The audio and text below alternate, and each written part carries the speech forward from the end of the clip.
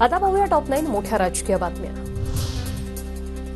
Fadnavis CM व्हावे म्हणून छत्रपती संभाजीनगरमध्ये कार्यकर्त्यांकडून सुपारी मारुती मंदिरात महाआरती, तर नागपूर शहर भाजप महिला आघाडीकडून टेकडी गणपतीला साकडं। एकनाथ शिंदे पुन्हा मुख्यमंत्री व्हावे यासाठी ओवळा माजिवडा मतदारसंघात महाआरती, तर प्रताप सरनाईकांना मंत्रिपद मिळावं यासाठीही प्रार्थना।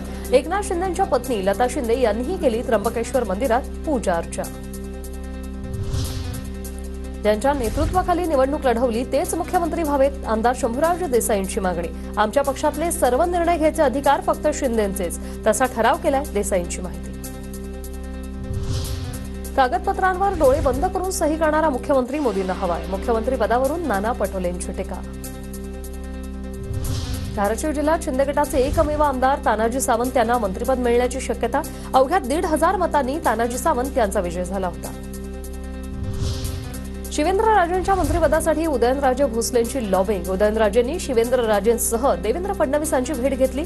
शिवेंद्रराजेंना मंत्री करा, सातारा जिल्ह्यात भाजप वाढवणार, उदयनराजेंनी शब्द दिल्याची माहिती। एकनाथ शिंदे नाराज नाहीत, 30 तारखेपर्यंत नव्या सरकारचा शपथविधी पार पडणार, रावसाहेब दानवेंची माहिती। तर 1 डिसेंबरला शपथविधीची तारीख ठरली आहे, अजित पवार गटाच्या अमोल मिटकरींचा दावा।